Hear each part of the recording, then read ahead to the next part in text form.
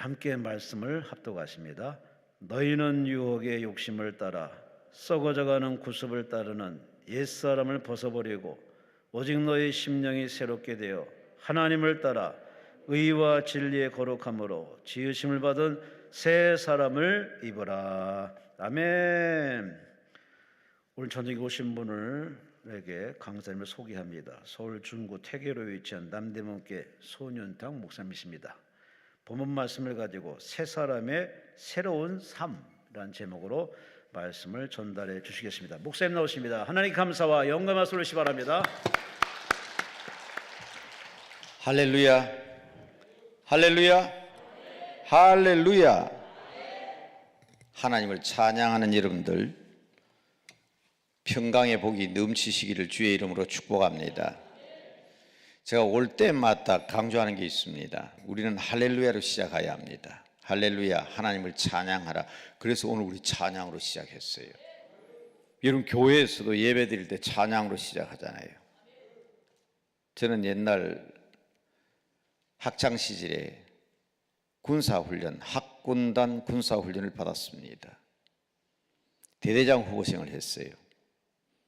부대에 들어가서 제가 대대장 후보생이니까 앞에 진행하는 사람이 그럽니다. 사단장님께서 입장하십니다. 그 소리가 들리면 제가 뒤로 돌아서서 구령을 합니다. 대대 쫙 구령을 하면 쫙 하고 차렷하죠. 그때 음악이 나옵니다. 따라라라라라라라라라라. 군악대가 연주하면 그 별 두 개 딱 단 사람이 쫙 등장합니다. 한 번도 행사할 때마다 사단장님이 단상에 올라오실 때에 음악 없이 올라온 적이 없어요. 국가 행사를 합니다. 광복절 기념 행사, 3.1절 기념 행사. 대통령께서 입장하십니다. 그러면 합창단들이 대통령 찬가를 부르잖아요. 한번 보세요. 그냥 입장할 때가 있는지. 한나라의 대통령이 입장할 때도 그냥 입장하지 않습니다.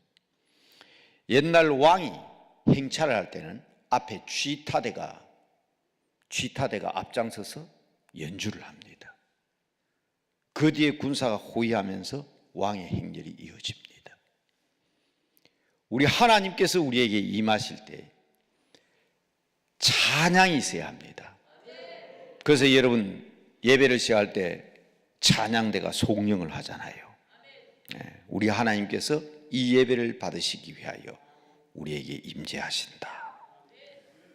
그래서 여러분들도 이 기도원에서 예배 드릴 때마다 우리가 아주 신나게 찬양하잖아요. 할렐루야. 할렐루야의 말은 하나님을 찬양합시다. 하나님을 찬양하라 말입니다.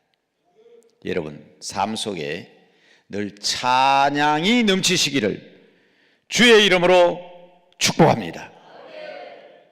찬양은 능력이 있습니다. 사울왕이 병들었어요. 악기가 들렸어요. 다윗이 수금을 타면서 하나님 앞에 찬양합니다. 사탄이 놀라가지고 혼비백산에서 도망갑니다. 성경에 나오잖아요. 찬양은 하나님께 드리는 것입니다. 하나님께 드리는 것이기 때문에 아무리 악한 산단도 그건 가로막을 수가 없어요. 참 신비한 것은 제가 그런 거 가르치지도 않았는데 저희 교회도 무당 생활하다가 과거에 귀신 들렸다가 예수 믿는 사람들이 있어요. 예수 안 믿다가 예수 믿으면 사탄이 가만히 있겠어요? 여기 내 새끼다 생각하고 있었는데 어느 날 예수님을 영접하는 거예요. 예수님이 영접하면 우리 안에 누가 계신다? 성령님이 임하시잖아요. 그러니 그놈이 도망가면서 가만히 있을 수가 있나? 내 새끼 빼앗았다 싶어서 발악을 하거든. 그러니까 신방 가면요, 내가 예수를 믿었더니 가위 눌린다 그러고 잠이 안 온다 그러고 힘들다 그러고 그럴 때 가르치지도 않는데 우리 권사님들이요. 지금은 안 그래요. 옛날 이 녹음 테이프 보면서 요거 녹음기에 넣어서 이 찬양 틀어놓고 자라.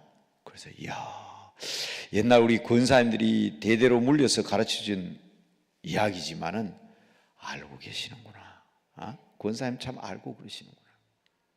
그럼 일단 그러잖아요. 이상하다고 찬송을 틀어놓고 잤더니 그냥 편안하게 잘 잤다고. 할렐루야. 찬양하는 여러분 되시기 바랍니다. 찬양이 내 입술에서 떠나지 않아야 합니다. 여러분, 벼랑간 내가 찬송 부르기 싫을 때가 있어요. 그때는요, 찬송하셔야 돼요. 찬송하기 싫을 때 그건 굉장히 무서운 일이에요. 찬송하기 싫을 때 찬송하셔야 돼요. 그거 놓치면 큰일 납니다.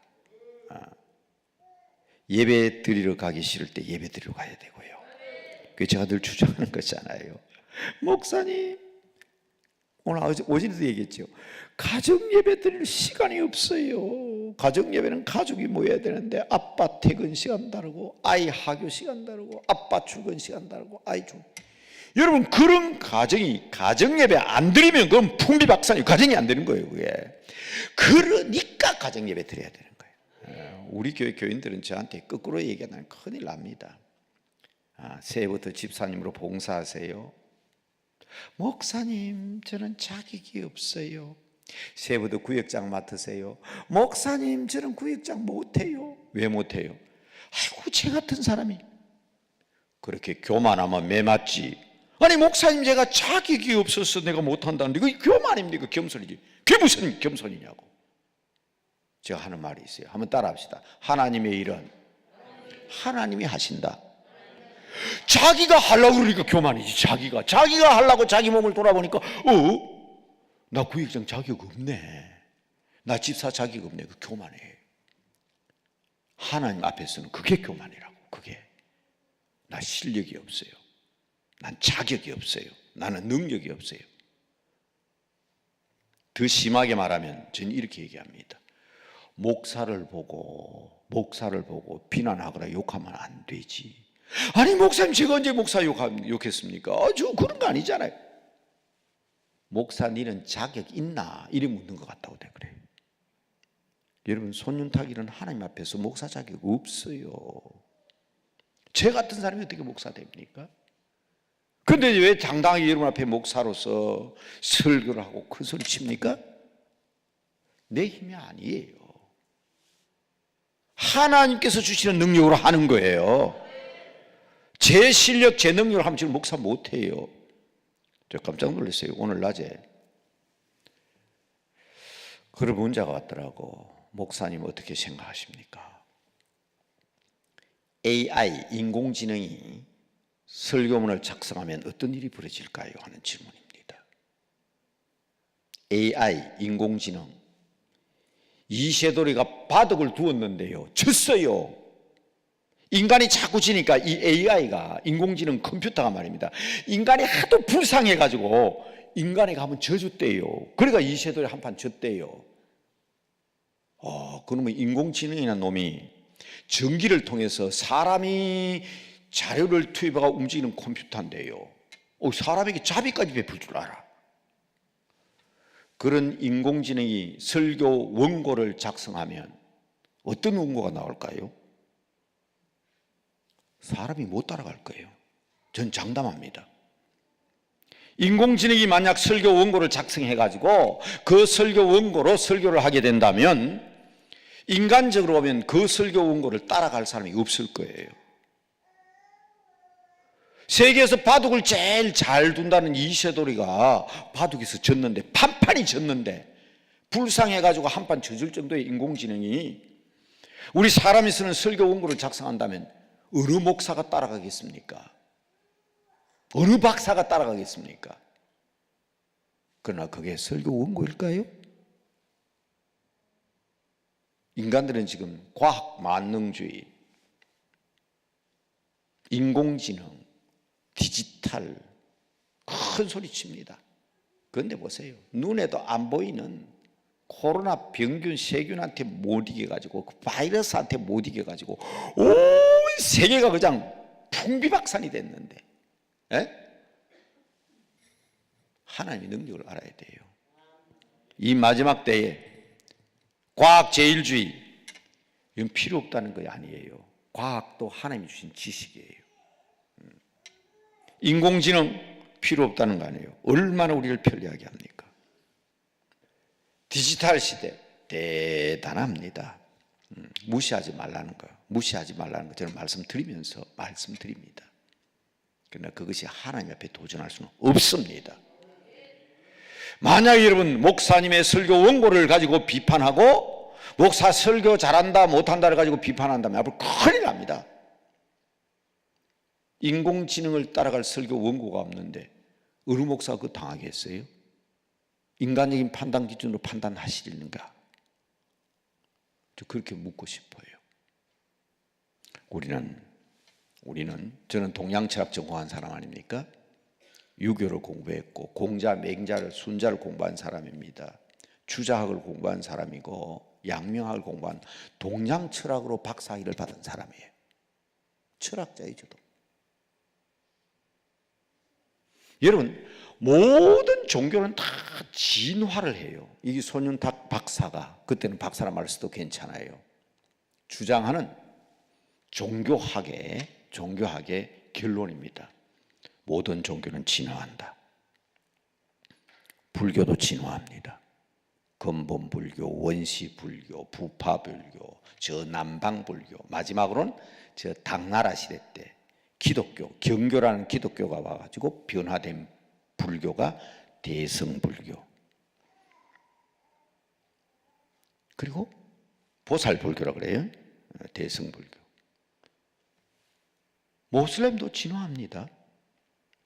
사교 사주를 얘기하다 지금은 오교 오주를 얘기하는데, 얼마 전에 제가 모슬렘 학자가 얘기한다 보니 육교 육주를 얘기하더라고.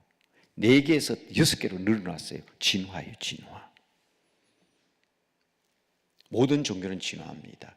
유교는요, 공자의 유교와 맹자의 유교 달라요. 맹자의 유교와 순자의 유교는 다르고요. 우리 한국에 들어온 유교는 주자학입니다. 일본에는 양명학이 갔어요. 완전히 다릅니다. 진화해요. 모든 종교는 진화합니다. 종교적인 천재들이 야, 뭔가 있다, 가상적으로 이 천재들이 만든 거예요. 대단한 천재들이. 근데 더 뛰어난 천재들이 나오거든. 그러니까 자꾸 진화하는 거예요. 근데 아셔야 합니다. 기독교는 진화하지 않습니다. 여러분, 오늘 말씀 제목이 새 사람, 변화받은 새 사람. 새 사람이 되려고 그러면 맞아요, AI를 따라가고 디지털을 따라가고 과학을 따라가야 될 거 아닙니까? 그런데 이러면 새 사람 되는 것은 이렇게 캐캐묵은 가장 오래된, 따라합시다, 성경으로 돌아갑시다. 이게 기독교예요. 왜냐하면 인간적인 천재가 만든 것이 아니라 하나님이 만드신 거예요.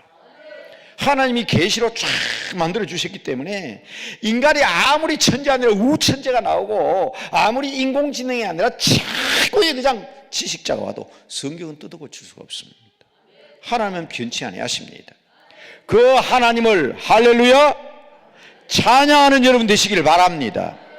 그리고 인생의 마지막은 여러분 다 아멘 아멘 하잖아요. 아멘으로 끝나야 되는 거예요. 어디에? 하나님의 말씀으로. 아멘의 역사 있게 되기를 주님의 이름으로 축복합니다. 성경도 마지막에 아멘 주 예수여 오시옵소서. 정말 그렇게 될 줄로 믿습니다. 이게 아멘이거든. 이 아멘의 신앙이 참 중요합니다. 믿음대로 될 줄로 믿습니다. 여러분, 우리 부흥사들 하는 얘기, 제가 오늘 얘기하고 좀 다르지만 저는 부흥사 아니에요. 부흥사가 아니고, 그래도 부흥회를 인도를 하지만 부흥사는 아니에요. 저는 성경을 연구한 학자고 동양철학을 연구한 동양철학자고 선교신학을 연구한 선교신학으로 학위를 받은 선교신학 박사지. 그런데요, 여러분, 정말 잘 들으셔야 돼요. 그런데 이 부흥사들이 하는 얘기 가운데 정말 와, 그런 얘기 많잖아요. 이 아들을 하나 낳아야 되겠는데 이놈은 며느리가 교회를 안 나가는 거예요. 시어머니가 하도 답답해가지고 며느리를 목사님한테 끌고 갔어요. 그때는 데리고 간 게 아니라 끌고 간 거예요. 며느리가 앙글랑앙글 하는 걸. 목사님이 며느리의 손을 얹고 기도를 합니다. 하나님 아버지, 내년 이때가 되면 이 가정에 아들 하나 주시옵소서. 이 며느리가 아멘 안 하는 거예요. 시어머니가 답답해가 아멘, 아들 주실 줄 믿습니다, 아멘. 1년 후에 아들을 낳았어요. 누가 낳았다고요? 시어머니가 아들을 낳았어요.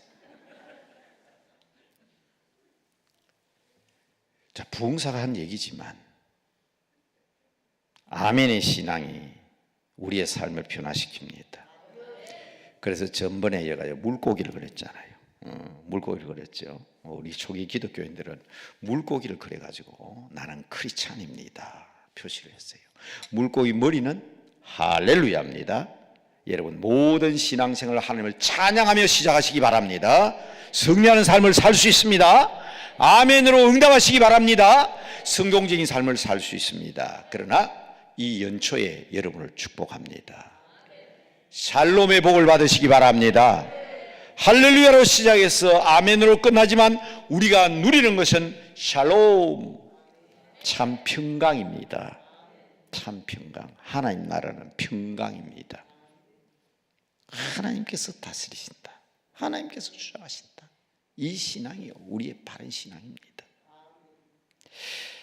자, 아침에 말씀드렸던 역사에 관한 얘기 다시 얘기합니다. 여러분, 과거에 우리 할아버지 할머니들은 전쟁 때 집 잃었습니다. 자녀 잃기도 했습니다. 몸 상하기도 했습니다. 고향도 잃었습니다. 물질도 잃었습니다.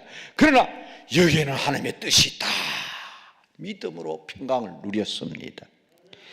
그런데 요새는 왜 이렇습니까?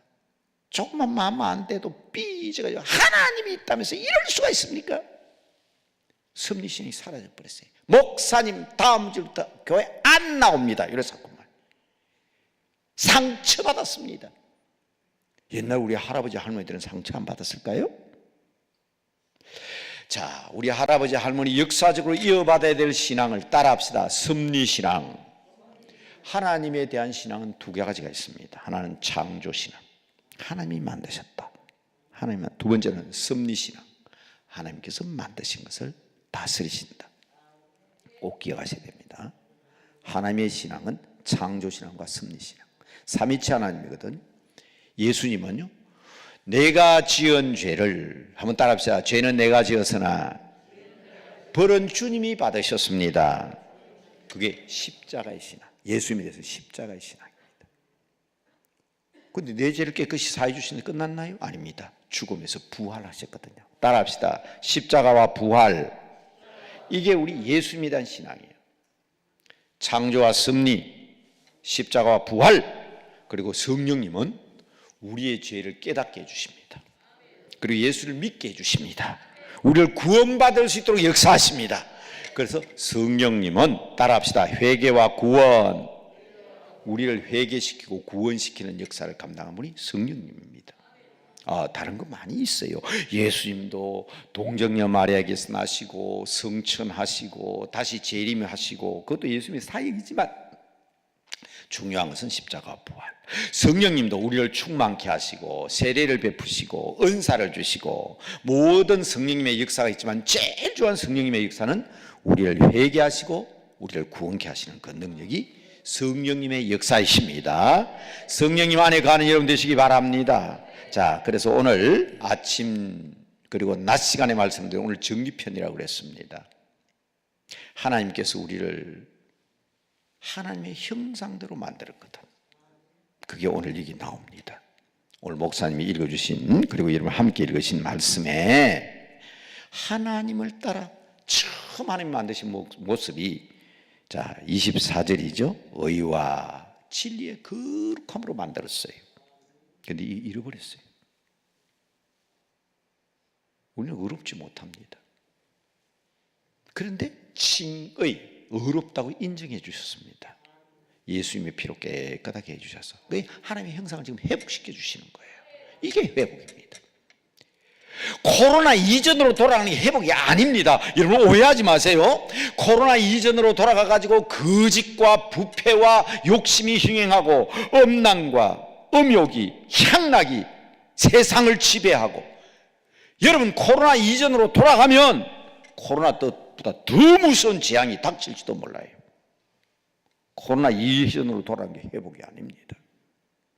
우리가 지금 회복하는 것 얘기는 예수님의 거룩한 능력으로 그 피로 말미암아 하나님의 거룩함으로 지으심을 받는 의가 회복되어야 되는 줄로 믿으시기 바랍니다.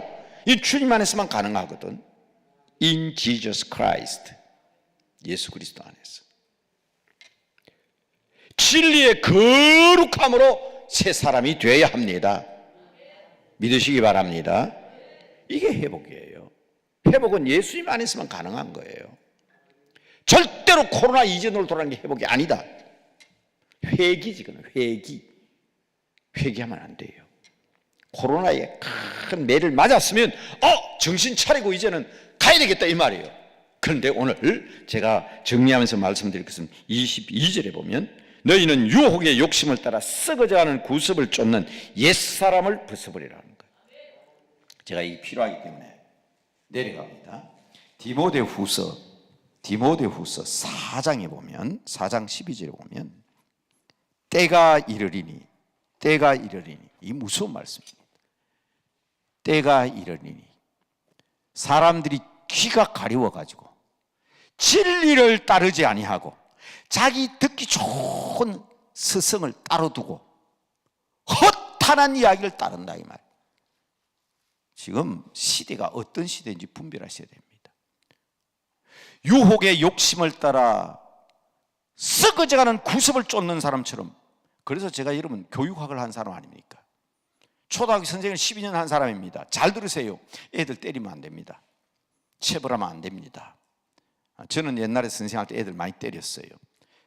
나는 가장 걱정되는 게 우리 돌아가셨지만 우리 김성광 목사님께서 대통령 출마한다 하시면서 내가 대통령 되면 손윤탁 목사를 교육부 장관 시켜주시다고 하셨거든. 국무총리 시켜주기도 하셨거든. 근데 가만히 생각해보니까 어쩌면 대통령 되실 것 같았어요. 워낙 주관이 뚜렷하셔서. 그래서 제가 한번 생각해봤어요. 내가 교육부 장관이 되면 어떤 일이 벌어질까? 저 교육부 장관 안 될 것 같아요. 왜냐하면 내 제자들이요, 저 사람 체벌한 선생이라고, 우리 학교 다닐 때 선생님한테 많이 맞았습니다 이래가지고 저를 끄집어낼 것 같아요. 그래서 아마 참 목사님한테는 죄송한데 저를 교육부 장관 안 시키려고 목사님 빨리 데리신 것 가신 것 같아서 제가 죄송한 마음이 있어요. 저도 많이 때렸습니다. 그런데 저는 많이 맞았습니다. 학생들이 잘 못하면 학생들 눈 감겨놓고 제가 종아리 긋고 제 종아리를 때리겠습니다. 아이들 때린 것보다 제가 맞은 게 더 많아요. 신문에도 났습니다. 여러 번 났습니다. 학생들 잘못하면 선생님이 자기 종아리 걷어서 때리게 한다고.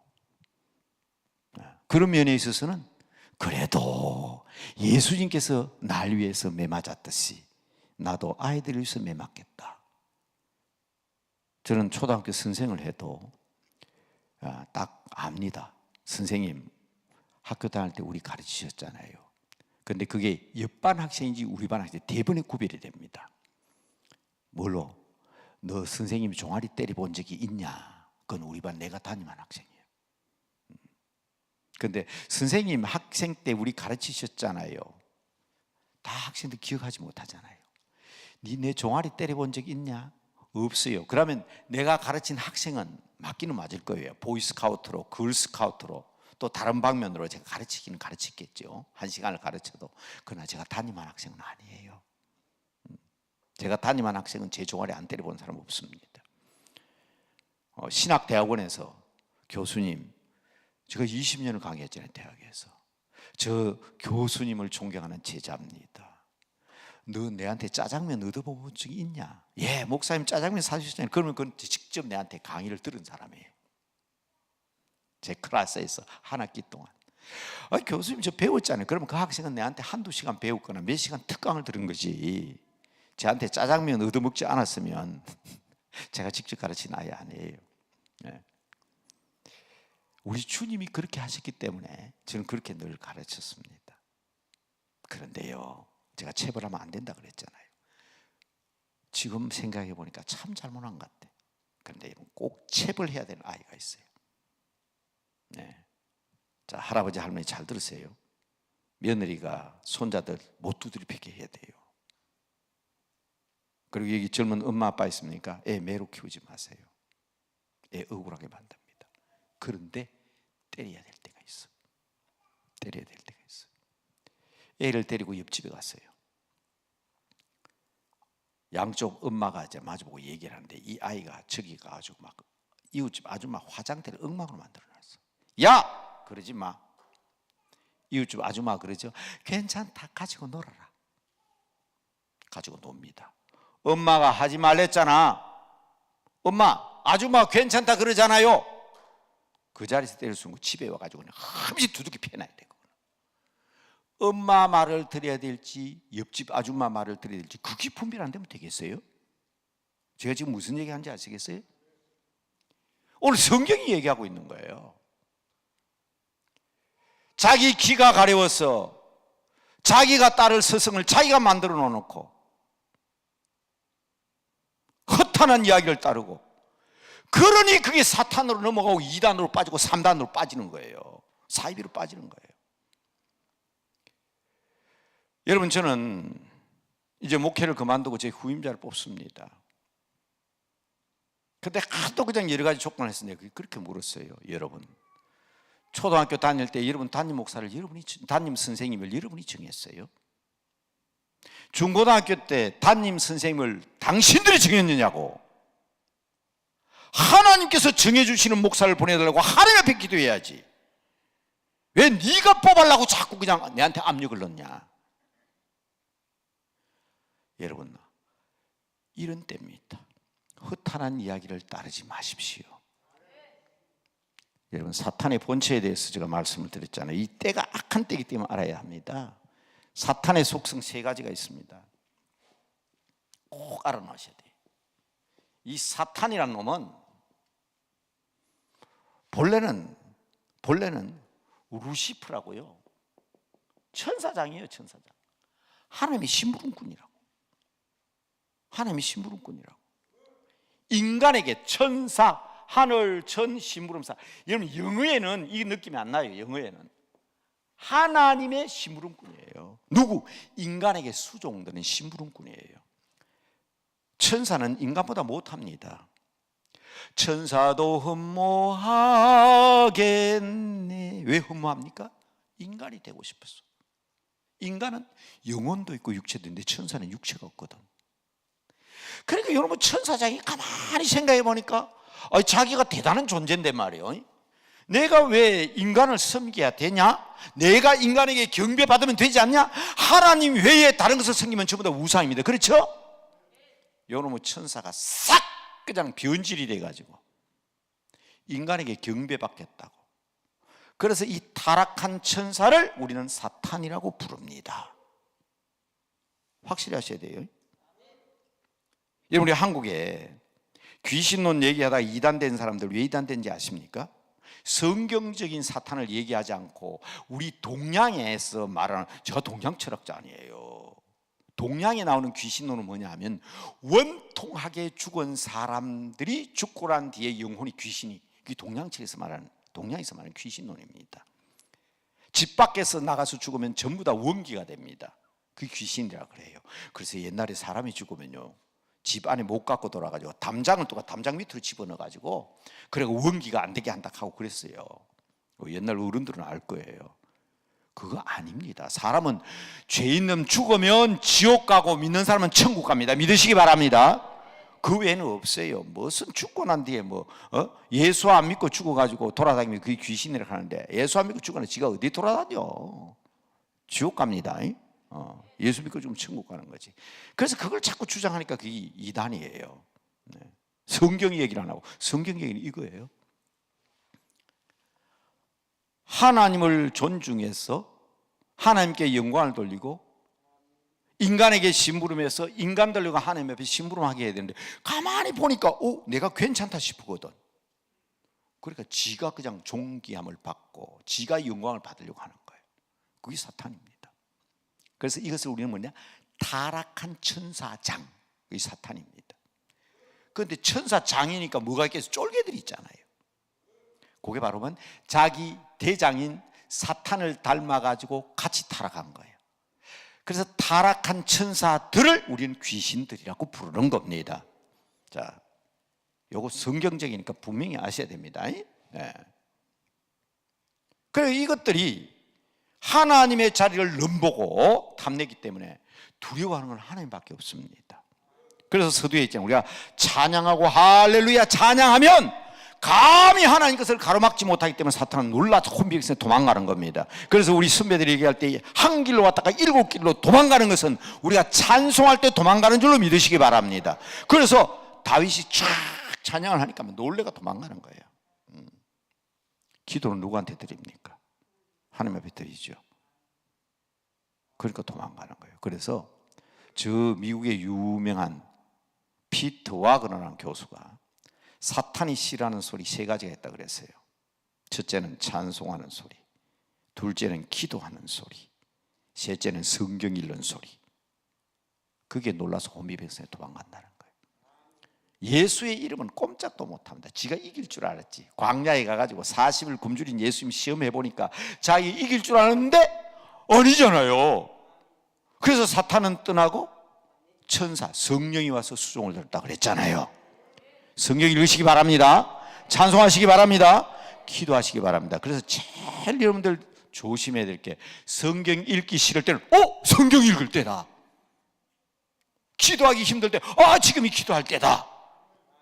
바로 이 찬송할 때 이런 기독교가 떨어져서는 안 되는 거거든.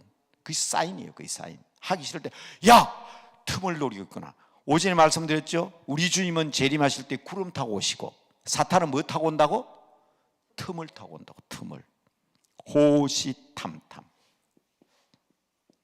저는요 초등학교 선생할 때 웅변지도 했잖아요. 저 북한 괴뢰들이 호시탐탐 남침의 기회를 그래 했거든. 아이고 제가 목사 보니까 이게 북계만 그런 게 아니라 이 사탄이 그래. 사탄이 다 호시탐탐. 우리는 사탄이 안 보이는데 사탄은 우리를 째려보고 있어요. 왜? 호시탐탐이거든. 틈이 있으면 기도를 하고 말이에요.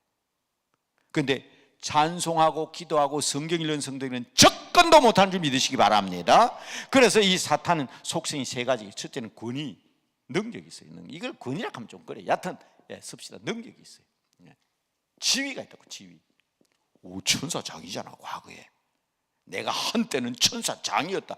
이게 무서운 겁니다. 보디발의 안에 무서운 자리예요. 무서운 자리. 그래서 이 능력을 가지고 우리를 막 유혹합니다. 요셉아 내하고 하룻밤 자자.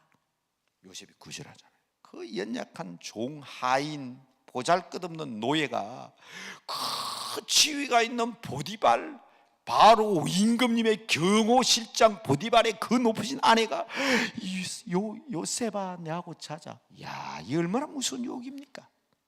거절하잖아요. 그러니까 여러분 시대가 지금 악한 때입니다. 바로 지금 이 시대입니다. 때가 이르리니 바로 이 시대에 우리 바로 분별해야 돼요. 누가 능력 있고 지위 있는 이놈이. 그런데 요셉이 이겼거든. 겉옷을 벗어놓고 도망왔거든. 이겼잖아요. 그런데 사탄은 어떻게 합니까? 참소.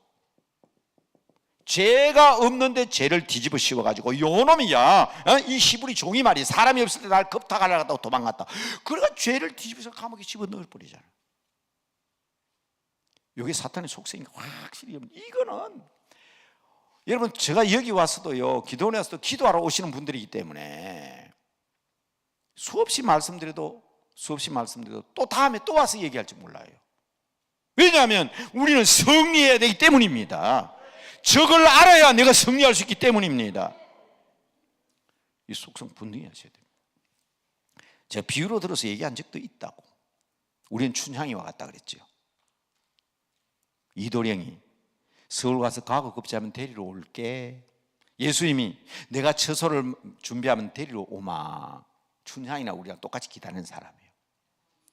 그런데 권세 있는 사람이 나타났어요. 변사또라는 지위 있고 능력 있는 사람이 쫙 나타났어요. 욕을 합니다. 춘향아 수청을 들라. 끝까지 지조 정조를 지킵니다. 고을원님을 농락했다. 그러니까 죄를 뒤집어 씌워가지고 자기 생일날 춘향의 목을 자르려고 하잖아요. 참소. 어떻습니까? 그래서 제가 고등학교 국어선생 시절에 춘향전은 서학의 영향, 성경의 영향을 받아서 쓴 소설이다. 자칫하면 남은 사람한테 얻어터질지 모르지만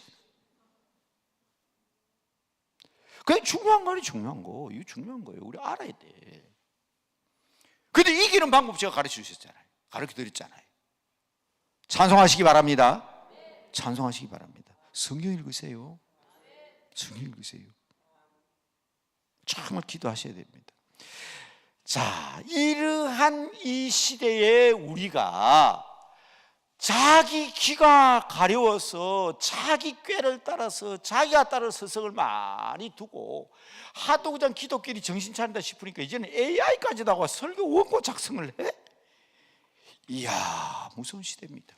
이때를 분별하셔야 됩니다. 이때를 깨어서 기도해야 됩니다. 회복해야 됩니다. 의와 진리와 거룩함으로 지으심을 한 새 사람이 돼야 돼요. 그래서 이제 정리합니다. 이 새 사람이 된 사람들, 이거를 우리는 복음의 사람들이라고 하는데 제가 5가지 제목만 말씀드리고 이게 중요한 여러분의 기도 제목이 되시길 바랍니다. 저녁이기 때문에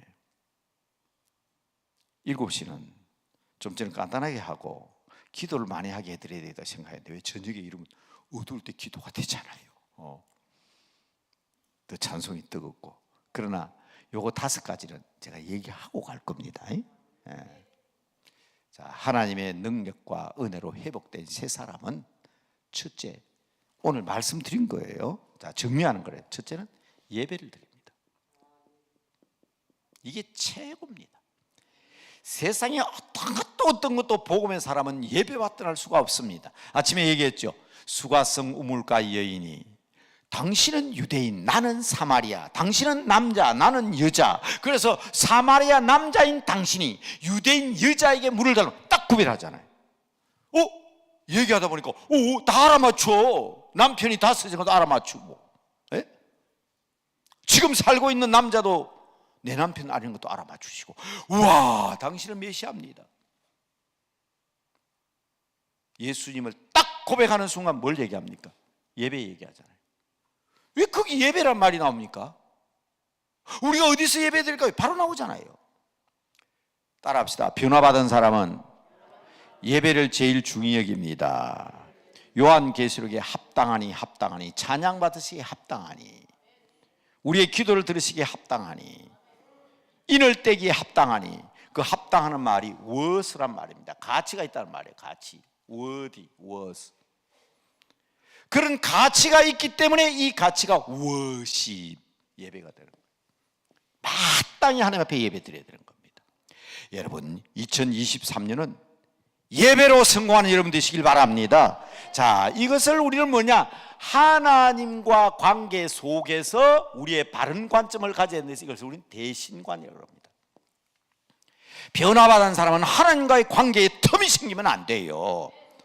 그게 틈이 생기면 사탄이 틈타는 거예요. 틈이 생기면 안 됩니다. 전적으로 하나님 앞에 매여 있고 전적으로 주님께 영광을 돌리고 예배하는 삶을 게을리하지 아니하고 예배의 최고의 삶의 가치로 여겨야 합니다. 여기에는 사탄도 끼어들지 못합니다. 예배 드리는 사람이 승리합니다. 자, 그러면 이렇게 우리가 복음의 살면서 예배 드리는 사람은 어떻게 살아야 됩니까? 그리스도 안에 살아야 합니다. 이제 아침에 말씀드린 거잖아요. 주 안에, 주 안에 주님과 함께 동행해야 됩니다. 주님과 동행하는 삶, 함께하는 삶, 그 안에 하는 삶. 이것이 바로 뭔가 하면 나와 주님과의 관계에서 내 자신을 바로 봐야 되는 대아관, 나아자입니다. 나아자 아시죠? 나아자. 나를 봐라, 나를. 내 자신이 달라져야 된다. 의와 진리와 거룩함으로 지으심을 받은 새 사람. 이전 것은 지나갔으니 보라 새 것이 되어. 뭐가 새로워? 내가 새로워져야 되는 거예요. 내가 새로워지면, 우리 박태준 박사님이 작곡하신 노래 가운데 내가 주님 앞에 새 생명을 얻으면 죄인도 원수도 친구로 변한다. 누가 변해서? 내가 변하니까. 내가 변하니까. 그리스도 안에서 내 자신을 살피는 여러분들 되시길 바랍니다. 내가 지금 어디에 있는지 알아야 돼. 어디에 있는지. 예? 허탄한 이야기를 따르는 사람이 아니라, 썩어져가는 구습을 쫓는 옛 사람이 아니라 이제 나는 새 사람이다. 회복은 예수 그리스도 안에서만 가능합니다. 절대로 다시 부탁드립니다. 회개하면 안 됩니다. 코로나 이전으로 회개하면 안 됩니다. 내 자신을 바로 세워라. 대학원. 자, 이렇게 변화되면요. 자, 로마서 공부 한번 간단하게 얘기할까요? 로마서는요, 1장부터 11장까지, 그리고 12장부터 16장까지 두 개로 나누어집니다. 로마서는 성경의 금가락지입니다. 보석이에요. 그래서 종교개혁자들도 오늘 아침에 읽어드렸지만 로마서 1장 17절 18절 믿음으로 어렵게 된다는 게 로마서 1장에 나왔죠. 성경의 금가락지예요. 금가락지. 그 금가락지 안에 보석이 하나 박혀 있어요. 다이아몬드. 그게 로마서 8장입니다. 좀 자신감 가지세요. 로마서 8장의 내용이 뭡니까? 하나님이 내보고 죄 없다 그러는데 어느 놈이 내보고 죄 있다 할 거냐? 이 말 아닙니까? 어렵다 하시는 하나님인데 누가 나를 정죄하리요? 이 말은 하나님이 내보고 죄 없다. 나 어렵지 않잖아요. 어려운 사람은 없어요. 그런데 하나님이 내보고 어렵다고 인정해 주신 거예요. 그런데 어느 놈이 내보고 죄인이라 할 거냐 이 말이에요. 당당하시기 바랍니다. 우리를 구원하시고 하나님의 자녀로 삼아주신데 누가 감히 나를 넘볼 것이냐? 이 사탄 같은 놈들. 나를 해할 수 없느니라. 나는 하나님의 사람이다. 당당한 믿음 가지시기 바랍니다. 그게 뭐가 나옵니까? 세상의 귀걸이나 적신이나 위험이나 칼이나 세상의 어떤 것도 하나님의 사랑에 끊을 수가 없다. 이게 로마서 8장이거든. 그래서 로마서는 중요히 여기시기 바랍니다. 여기 여러분 제 책이 여기 서점에 많이 있습니다. 교회다운 교회, 아름다운 것을 지키라, 선지자의 가슴으로, 그날 마지막 때. 제가 방금 봤어요. 제 책들이 많이 있어요. 제가 거기서 다 강조하는 공통적인 강조점이 이거예요. 우리는 하나님의 자녀이기 때문에 당당해야 됩니다. 당당해야 돼요. 그게 로마서 1장부터 11장까지인데 조금 나누어집니다. 여기서 9장에서 11장까지는 8장까지 끝나도 9장부터 11장까지는 사도 바울이 유대 사람이잖아요. 유대인이거든. 유대인들에게 믿음으로 얻게 된 진리를 다시 선포합니다. 너희들은 할례를 강조하고 율법을 강조하지만 믿음으로 얻게 되는 것이다. 참 감람나무, 참된 주님 앞에 접붙임을 받지 아니하면 너희가 새 사람이 될 수 없다. 그래서 여기 1장부터 11장까지 온전히 믿음에 대한 거예요. 믿음으로 구원 얻는다. 이신덕구. 그런데 12장부터 16까지는 뭐냐? 이렇게 하나님과의 관계가 회복되고 주님과 동행하는 사람은 어떻게 살아야 될 것인가를 얘기하고 있는 겁니다. 그래서 12장에 딱 들어가면 이게 나오잖아요. 예배. 너희 몸을 하나님이 기뻐하는 거룩한 산 제사로 드리라. 하나님의 나라는 의와 진리와 거룩함으로 지으심을 받은 너희들이 먹고 마시는 것보다 더 중요한 것은 평강과 의와 희락이다. 그러면서 자, 세 번째 얘기합니다. 15장에 딱 보면 이런 말이 나옵니다. 1절부터. 이제 너희는 하나님의 사람이 되었으니 너희가 믿음으로 천국 백성이 되었으니 너희 강한 자가 마땅히 연약한 자의 약점을 감당하라. 이웃으로 눈을 확 돌립니다. 이웃을 향해서. 그렇죠? 너희 자신을 기쁘게 하지 말고 이웃을 기쁘게 해라. 덕을 세우면서 살아라. 건덕생활 얘기야. 덕을 세우는 삶을 살아라. 여러분 이 덕은요, 이 덕이라는 것은 잘 기억하세요. 덕이라는 것은 법과 무관합니다. 도덕, 윤례 무관합니다. 어떤 사람은 그래요. 목사님, 나는 하나님 앞에 부끄러운 점 한 점 없습니다. 왜 목사님 내보고 그럽니까? 사람들이 다 네 보고 욕하잖아. 그게 덕이 없는 거예요. 우리 성도들은 덕을 세워야 됩니다. 하나님 앞에 부끄러움이 없는데, 성경적으로 내가 얻은 게 하나도 없는데 목사님 왜 내보고 꾸중합니까? 보세요, 온 교인들이 당신 보고 지탄하잖아. 이것은 성경과 하나님 앞에서 얘기할 수 있는 게 아닙니다. 이웃과의 관계 속에서 벌써 비난을 받고 욕을 듣는 하나님의 영광이 안 되거든. 목사님, 법정에 가도 재판을 받아도 난 떳떳합니다. 법을 어긴 적도 없고 잘못한 거 없습니다. 그래, 너는 잘못한 거 없지. 사람들이 다 네 보고 손가락질 하는데. 우리 그리스도는 거기까지 가야 되는 거예요. 거기까지. 아시겠죠? 이게 매우 중요한 겁니다. 법, 도덕적으로, 윤리적으로 나는 하자가 없다 하는데 사람들이 다 싫어하는데, 다 미워하는데 하나님이 영광 받으시겠어요? 건덕이라는 것은 이렇게 덕을 세우는 삶을 살아야 된다. 제가 여러 번 얘기했죠. 아들 팔려서 미안하지만 아들이 장군 되겠다고 다 무궁화 계급장 달고 말이에요. 소령 중령하면 군대에서 굉장히 높은 겁니다. 저한테 왔을 때 아들 보고 하면 네 장군 될 거지. 지금은 교수기 때문에 그 포기했습니다. 근데 그때만 해도 그런 꿈이 있었어요. 네, 장군 돼야죠. 그래, 아빠로서 부탁할 게 있다. 장군은 용감해야 돼. 용장. 이순신하고 용감한 용장이 돼야 돼. 장군은 지혜가 뛰어나야 돼. 지장, 지략이 뛰어나야 돼. 을지문덕처럼, 강강무사처럼. 그런데 다 갖출 수 없어. 내가 원하는 것은 덕장이 되어라. 덕장이 되어라. 모든 사람이 우르르 존경하는 덕망 있는 장수가 되어야 된다. 그 당시에 제가 한 얘기입니다. 제 아들한테 얘기 잘 못했나요? 그렇죠? 다 갖추면 얼마나 좋겠습니까? 우리가 하나님 일 하는 사람, 교회 다니는 사람이 제덕, 재능과 덕망을 다 갖췄으면 얼마나 좋겠습니까? 제덕을 겸비한 사람이 지도자의 자격이 있어요. 그러나 두 가지 중에 굳이 선택하라고 한다면 재주보다는 덕망이 있어야 합니다. 이것을 우리는 뭐라 그러냐? 대인관계라. 대인. 자, 오늘 여러분 정리해드리면서 이거 참 손가락 꽂으세요. 손가락 꽂으셔야 됩니다. 변화받은 사람으로서 나는 하나님 앞에 예배드리는 삶, 하나님과의 관계가 바로 되어 있느냐? 나는 내 스스로 하나님 앞에 생각할 때 성령님을 모시고 사는 사람, 성령 안에 거하는 사람, 그리스도 안에 있는 사람인가? 내 자신을 살펴야 됩니다. 그리고 다른 사람과의 관계를 살펴야 됩니다. 절대로 여러분 예수 믿는 사람들이 나만 떳떳하다고 된 게 아니에요. 지금 교회가 지탄을 받고 세상은 또 손가락질 받고 우리가 문제가 되는 게 뭔지를 알아야 됩니다.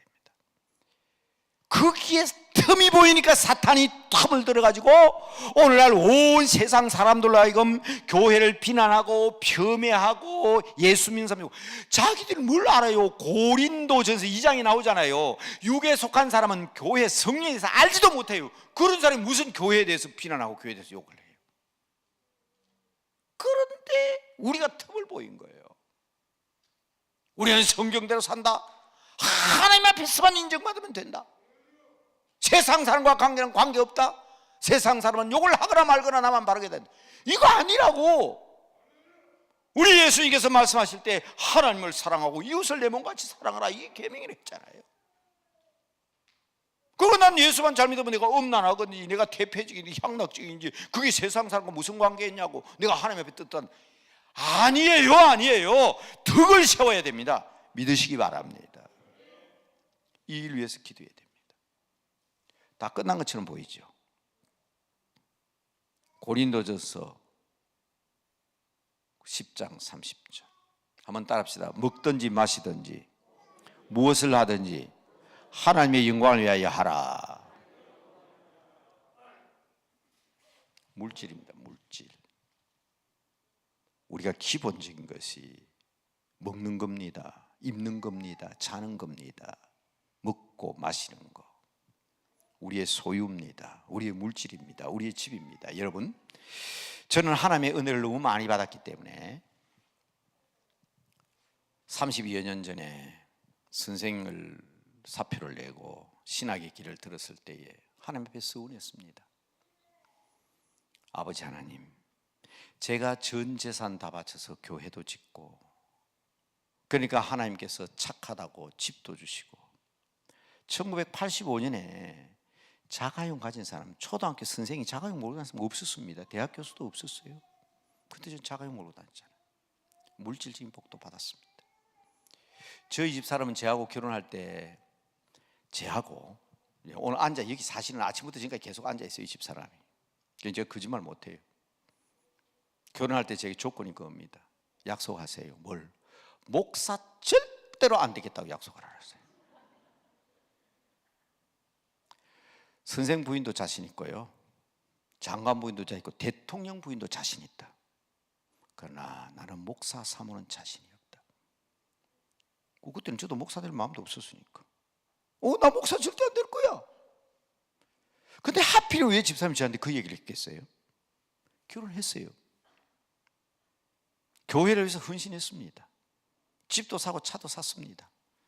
두 사람이 30만 원 빌려가지고 10만 원 전세, 8만 원 달세 내고 12만 원까지 시계 줄 갈고 시계 광택 내고 신혼여행도 못 가고 속옷만 사 입고 결혼식 온 사람 식사 대접도 안 했습니다. 이 결혼식은 가정의례 준칙에 하여 이루어진 결혼식입니다. 한마디에 끝나는 거예요. 1978년 1월 17일 1978년 어느 시대인데 없으니까 뭐. 그런데 집 생겼잖아요. 차 생겼잖아요. 아이 있잖아요. 교회에서 복 받잖아요. 집사람이 벌벌 떨기 시작합니다. 여보, 아무래도 당신은 목사야 될 것 같아. 아이들은 자라고 주님께서 물질적인 복을 주셨고 우리가 이 복을 누리도 되냐? 세상 사람을 위해서 우리가 뭔가 해야지.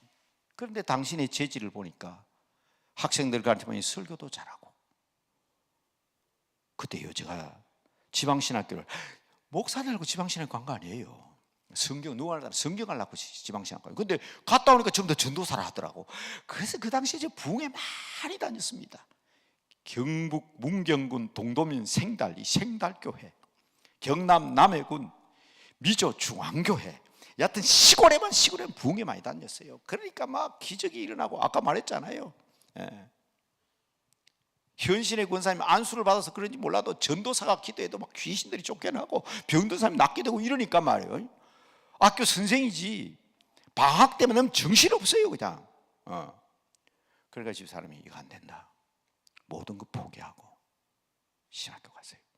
제가 먹여 살리겠습니다. 집 팔고 차 팔고. 하나님께 서운했습니다. 하나님, 저는 주님 나라 갈 때까지 절대로 부동산 가지지 않겠습니다. 적금 통장 만들지 않겠습니다. 평생 나그네로 살겠습니다.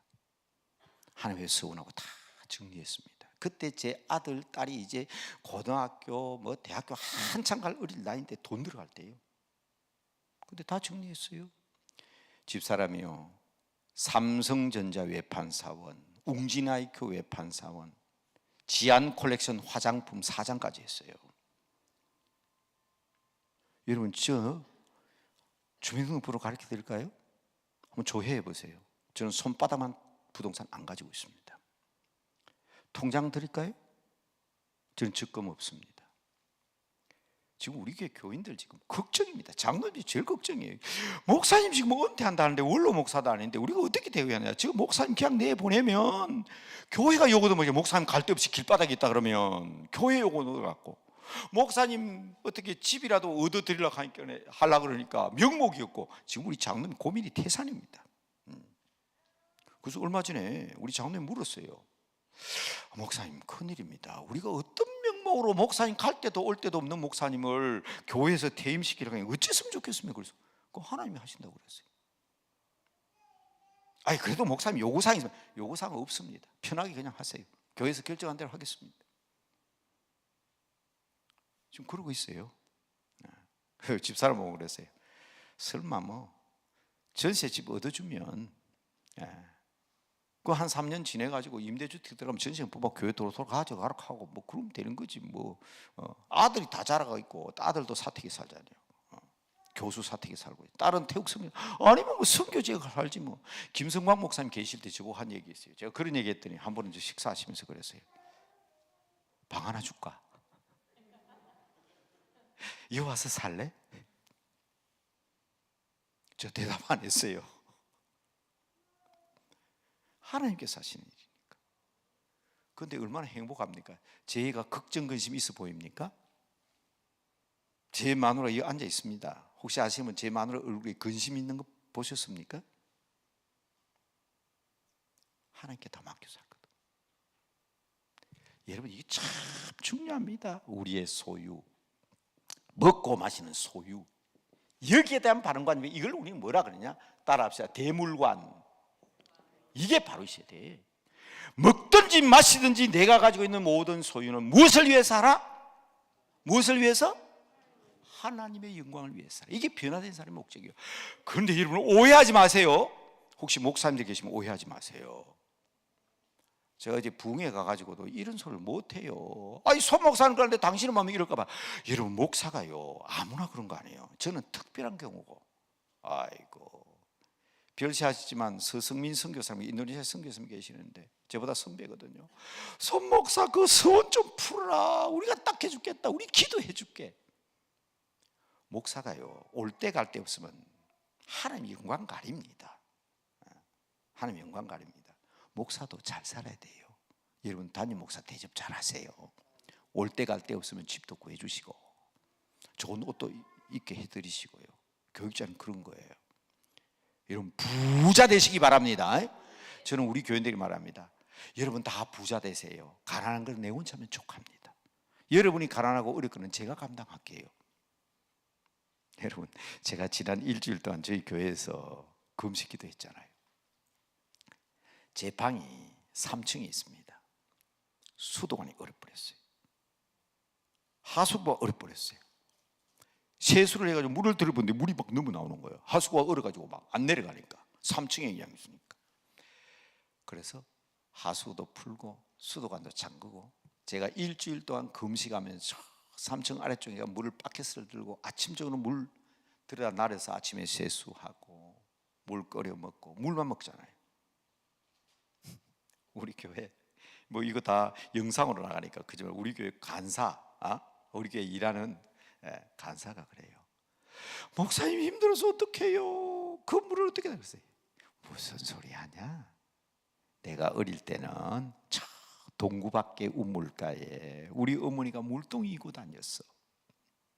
그 물동이 하나 이고 오면 그 물로 세수하고 그 물로 소목이고 염소목이고 그 물로 빨래하고 했는데 아니 요 3층에 물박에서 들고 실내에다 하는데 그게 뭐 큰일이냐.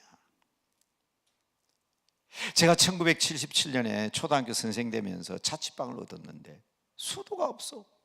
저 수도 있는 데까지 가면 아침에 가야 됩니다. 가면 한 바켓스 5원, 큰 물통 가면 10원. 그래가지고 물 한 통 한 바켓스 사오면 그 하루 먹고 살았잖아. 그렇게 산 사람인데 아니 이 좋은 환경에서 밑에 1층에 수도만 틀면 콸콸 나오는데 그거 하루에 바켓스 몇 분 오르는데 그게 뭐 그리 힘드냐고. 그때 이분이 놀래가지고요. 그 얘기 듣고 우리 교인들은요, 아이고 목사님 금식하는데 어떻게 남대문 교회 목사님 물바켓스 들고 다니냐고. 왜 못합니까? 왜 못해요? 똑같은 사람인데 왜 못해? 여러분 저는 그런 환경에서 자란 사람이에요. 여러분 다 제같이 하락하면 큰일 나죠. 그러니까 제가 말씀드리는 거예요. 여러분 여기 목사님 계실까 모르겠는데 저처럼 서운하지 마세요. 그리고 여러분 교회 목사님 그렇게 모시면 안 돼요. 우리 교회 장로님 저렇게 걱정시킬 줄 난 몰랐어요. 이 장로님 걱정이 태산이에요. 남대문 교회 담임 목사가 갈 때부터 가면 우리들의 얼굴이 먹칠다고 우리가 목사님 도와달라고 될 방법도 없고 막 지금 안절부절하고 있거든. 목사는 교인들 걱정 끼치면 안 돼요. 걱정 끼치면 안 돼요. 목사님은 교인들이 편안하게 해야 되는데, 그래서 내가 편안하게 하라 했는데 지금 걱정하고 있잖아요. 그래서 제가 나 이거 자랑하면 안 되겠다. 목사님이 내 딸을 하려면 안 된다. 영적으로는 몰라도 제가 여러분 아름다운 것을 지키라 책 여기 있어요. 지난주에 제가 미안해 죽겠어요. 그냥 책 제가 판 적이 없는데 지난번 책 팔았어요. 할 수 없어. 만 원씩 팔았는데 지금 15,000짜리 여기 있어요. 얼마 받는지는 난 몰라요. 근데 그 책에 보면 제가 42가지 목사가 지켜야 될 일을 거기 적혀 있습니다. 일반 성도가 목사를 어떻게 대우해야 되냐, 교회를 어떻게 42가지가 적혀 있습니다. 그리고 신학생들, 전도사가 어떻게 목사가 될 준비해야 되냐 42가지가 나와 있습니다. 전 그거 자랑합니다. 그 책 내용이야. 디모데 후서에 대한 전후서니까. 거기에 보면 여러분들 좀 흉내내기 어려운 말들이 많이 있어요. 많이 있어요. 아침마다 교인들을 위하여 눈물로 세수할 각오가 되어 있지 않으면 목회를 포기하라, 이런 거라든지. 그리고 주님의 종으로서 목사를 철저히 모시지 못한다면 민수기 신명기 읽어봐라. 그것은 하나님의 종인데 목사가 하나님의 말씀을 증거하기 위해서 교인들에게 뻘컥뻘컥 마시는 수돗물이 콸콸 쏟이 시원한 생수가 쏟아져야 되는데 목사한테 자꾸 온갖 소리 하니까 뭐예요? 수도관에 오물이 들어가가지고 이물질이 들어가가지고 그 수돗물이 변질되잖아요. 그 교인들이 책임이에요. 우리 목사님들이 성경 말씀만 전하지 아니하고 그 교인들 책임이에요. 자꾸 목사님 해가지고 이 물질을 집어넣으니까 교인들이 그 자기도 모르게 오염이 되는 거예요. 그런 내용이 그 책에 나와 있어요. 제가 드리는 말씀은 뭔가 하면 저처럼 되라는 얘기가 아니고요. 여러분 목사님, 그래서 제가 신신당부합니다. 어디 부흥회 같은 데 가가 다른 교회 가면 우리 목사님 이럴까 싶어 막 아주 걱정이 태산이에요. 다 똑같은 사람 아니에요. 서원이라는 것은 사람에 따라 다른 거예요. 저는 엄청난 부를 누렸잖아요. 그 어려운 때 자가용 몰고 다니고 그 어려운 상황 속에서 아파트 사고 행복한 생활 했잖아요. 저 딸이 태국 갈 때 야, 너 인도네시아 선교사로 있다가 그것도 고생인데 또 바꿔가지고 태국 가냐? 아빠 어릴 때부터 아빠가 교육시켰잖아요. 불편하게 살자. 그래서 제 딸은 지금 태국에서 태국 나완자촌, 라오스 나완자촌 사이에 나환자들 중심으로 선교하고 있습니다. 제 제자들은 전 세계 700명, 800명의 선교사가 좋은 데 많습니다. 그건 아무나 그런 데 가는 거 아니거든요. 제 딸이니까 가는 거예요. 모든 선교사에 그런 거 요구하면 안 되잖아요. 다만 제가 말씀드린 것은 우리에게 각각 주어진 소유가 있는데 많이 가지면 많이 가지고 선교하시면 되는 거예요. 부자 되시기 바랍니다. 정말 축복합니다. 부자 되시기 바랍니다. 목적이 분명해야 돼. 목적이 분명해. 하나님의 영광을 위해서 먹든지 마시든지 하나님의 영광을 위해서. 그렇다면 그 장로들 잘 살아야 사람들한테 존경받고 하나님 영광 돌리더라고. 딱히 더 그렇습니다. 집사님, 권사님 더 잘 사셔야 됩니다. 새해는 물질적인 복을 천배 만배 풍성히 받으시는 부자다 되시기를 주님의 이름으로 축복합니다. 그러나 그 일을 통해서 하나님 앞에 영광 누리는 거룩한 삶을 사십시오. 저는 선교학을 전공한 사람이기 때문에 하나님의 사업이 선교입니다. 선교에 그냥 투자하니까 하나님께서 세상적인 사업도 하나님 책임지시더라고. 그런 복 받으시기 바랍니다. 제가 혹시나 여러분 제 얘기 때문에 시험 들까 싶어서 너무 많은 시간을 허비해 버렸어요. 그러나 여러분 명심하시기 바랍니다. 그런데 마지막이 중요합니다. 오늘 말씀드렸잖아요. 종말. 마지막 때가 왔다. 이 마지막 때. 지금은요 말세 중에도 지말. 안 믿는 사람도 말세다 그래요. 지금 종말의 때입니다. 종말의 때. 마지막 때예요. 종말 의식을 가진다면 우리는 들풀과 같지 않다는 말씀을 드렸습니다. 하루아침에 피었다 지는 꽃이 아니에요. 이 세상 한문 살다가 70년 80년 잠깐 살다 갈 인생이 아니에요. 우리는 아까 말했다시피 우리는 도통한 사람들입니다. 영생의 길을 가는 사람들입니다. 바른 역사의식을 가져야 합니다. 오늘 제가 첫 시간에 자랑했죠. 제 손자 자랑. 할아버지 돈 필요 없어요. 할아버지의 기도 일기장 물려주세요. 제가 놀랐어요. 야, 이게 내 손자구나. 이 일기장이 이렇게 많은데 불태울까 없앨까? 할아버지 태우면 안 됩니다. 할아버지 물질 필요 없어요. 돈보다 더 귀한 것은 신앙입니다. 그 말에 제가 일주일 금식했는데다가 은혜 받은 데다가 오늘 아침에 기도 올리니까 막 얼마나 그냥 우리 집에서 여기까지 오는데 1시간 반 정도인데 오늘 기분 좋게 하니까 1시간이나 와쁘더라고 그냥. 그 할아버지 심정이 손자의 그 한마디 그거 뭡니까? 잘 하십시오. 대역사입니다. 역사. 대사관. 역사에 대한 바른 의식이 있어야 돼요. 오늘 정리드리는 것은 이 5가지. 이것만 내 삶의 기준으로 확 세워놓으면요, 여러분의 삶에 성공적인 삶을 살 수밖에 없고 악한 사탄이 틈탈 수가 없습니다. 하나님과의 관계 바로 하십시오. 내 자신을 늘 살피시기 바랍니다. 그리고 대인관계에 덕을 세우시기 바랍니다. 틈이 생기면 안 돼요. 그거 잘못하면 비난받습니다. 하나님 영광 가립니다. 그러나 내가 가진 물질을 하나님의 영광을 위하여 사용한다면 하나님께서 1000배 만배 복을 주시는데 부자 되는 비결은 저는 압니다. 누가복음 6장 38절 이거 하나면 다 부자 될 수 있습니다. 외우셔야 돼요. 누가복음 6장 38절 이거면 다 부자 됩니다. 주라. 그것만 딱 2마디 주라. 이 누가복음 6장 38절입니다. 요거 하나만 기억하세요. 주라. 그 뒤에는 약속이기 때문에. 그럼 그 뒤에 바로 이들 그리하면 나오잖아요. 그리하면 너희에게 줄 것이니 후히 되어가지고 인색하게 싹싹 깎아대는 대박이 아니라 후하게 되어서 흔들어서 넘치도록 하여 너에게 팍 안겨주리라. 얼마나 놀라운 약속입니까? 자, 다시 한번 따라합시다. 누가복음 6장 38절 주라. 그것만 기억하십시오.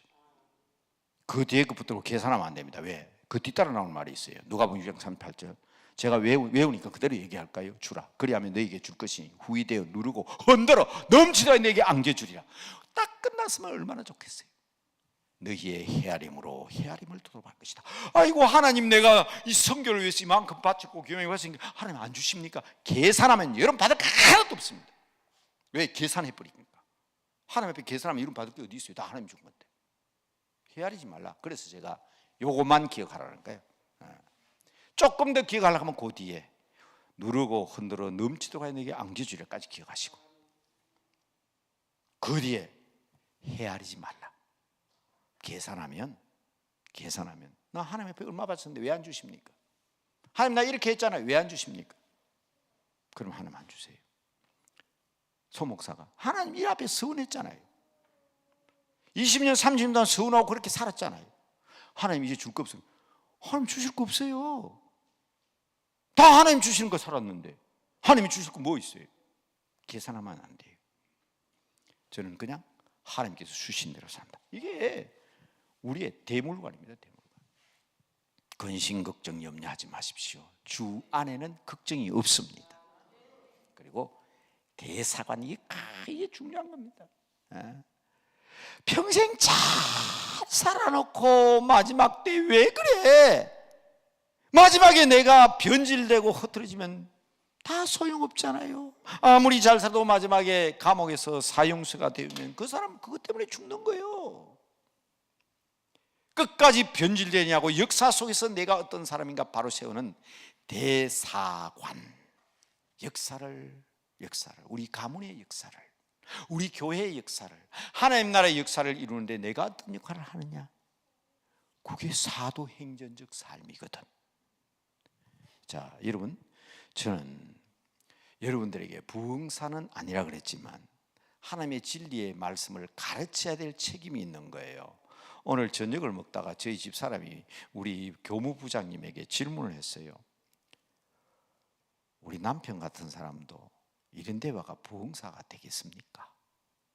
부흥사면 막 이리 해야 되는데 그래도 우리 남편은 마누라 눈에는 볼 때니까 그래도 평생 선생은 학자고 선생이잖아요. 그때 우리 김 목사님이 그렇게 대답하셨어요. 이 시대는 목사님처럼 그렇게 가르치는 분이 필요합니다. 그래서 제가 어깨가 우쑥 올라갔어요. 왜? 이거는 선생이니까 가르치는 거 아니에요. 그죠? 선생이니까 가르치는 거예요. 손가락으로 딱딱 짚어가면서 가르치는 거예요. 가르쳐 지키게 하라는 하나님의 말씀처럼. 머릿속에 넣었죠? 지워도 외울 수 있죠?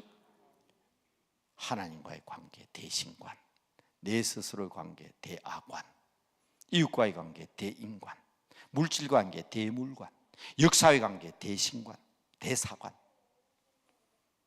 이걸 여러분들 늘 점검하십시오.